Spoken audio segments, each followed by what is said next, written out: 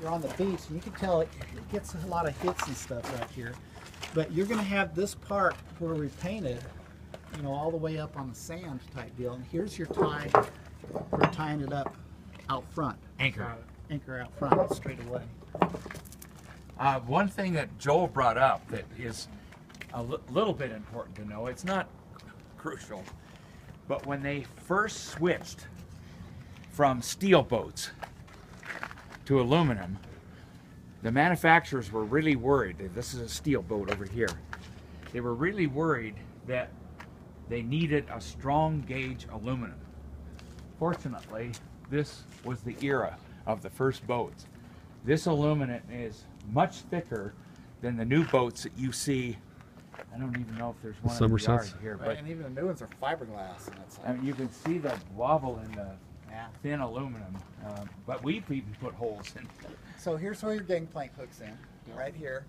And this is your catch hook to the buoys. And so what's going to happen, and we'll show you how to do it, is when the person's in there guiding and the other person's hanging over the edge with the glove, they're going to catch the cable, and they're going to hook it in there, and then they're going to put that cotter pin through there to make sure it stays, type deal.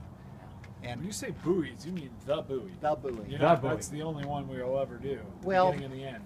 That's the only one we're supposed to do, but We lease that buoy. in 154. emergency situations, I've even said, if I'm out there in a really big storm, I'm going to buoy to one of their marker buoys. I don't care, because whatever the case might be. And they've got lines on there. No, they do have a place to put a rope or a hook or something. You can use one of these big ropes and at least stay safe for a while.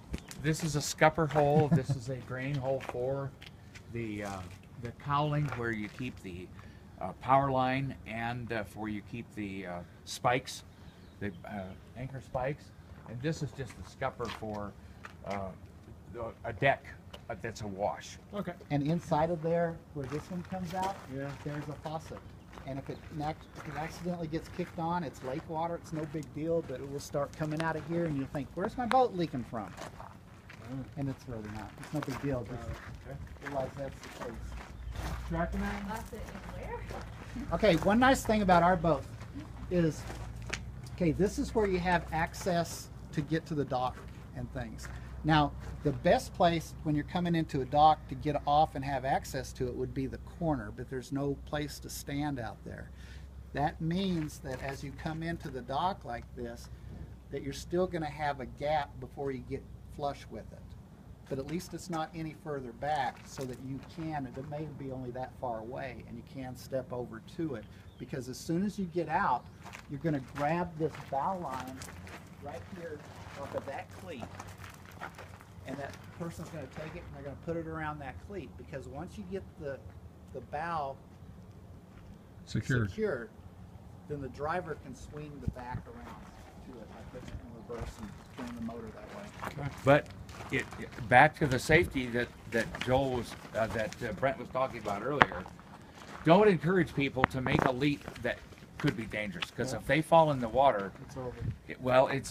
it's difficult. You can It's- back it out and stuff, but- you don't want to even have to worry about I'm with that you. chance. in a really strong wind situation where you just can't get up parallel to the dock, then it's all right, as long as there's not other traffic, to go bow directly into the, gently come up and bump the front and get a person off of the front onto the dock. From the front.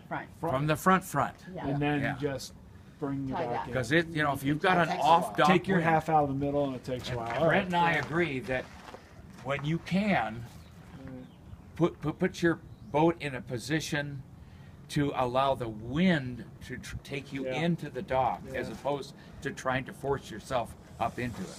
Okay. So all of these ropes, then once you get the bow line secured and you eventually swing the back around, you can secure these on cleats on the dock. So they're like already attached to the They cleats. already attached and they stay there. And this is the tie that you want to do on them. So what it is you just take your rope and you double it, and then you just lay it over the top, and you just put a half hitch around it, so that all you have to do now is undo that half hitch and everything falls off the side. It's not wrapped around and around. Okay, that's a half hitch. That's a half hitch that's around that 3 bundles of rope. Okay, so then we get to here, and here's your furnace. And this side of the boat is the side that you're going to do all of your fueling and pumping from, because it has the waste systems. It's got 2 different waste tank systems as well as the water. And that's where you want. The other side doesn't have any of that. So when you get ready to put it in for fuel, this is the side you Starboard want. side. It's also the side you're steering from, which helps. It does, and you're hanging out that window, so it's a lot easier.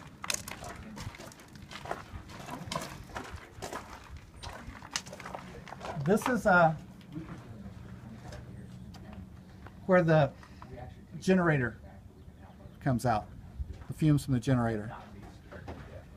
This is why I don't prefer to have a boat on this side most of the time. This is where your generator fumes come out. Right, Roger? No, It's right around here somewhere. right there. Right here? Yeah, that's Okay. a generator exhaust. Yeah, that's just That's water.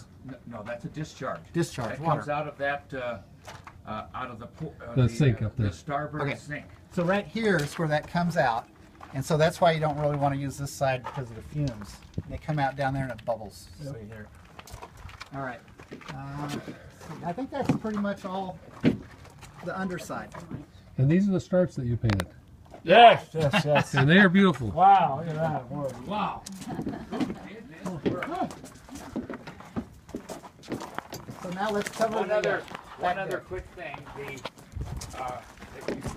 This is one that's probably quite important, and it's on the other. Unless you bend down quite far, and for me, it's really hard. That device right there that you see that looks like a chunk of cheese Yeah. with holes in it, Yeah. that is the scupper Okay. for the generator. Okay. And I drilled holes in it to try to comply with Wester Beek's requirement that you not force too much water into the generator intake system. Okay. And we'll look at that a little bit more in a minute.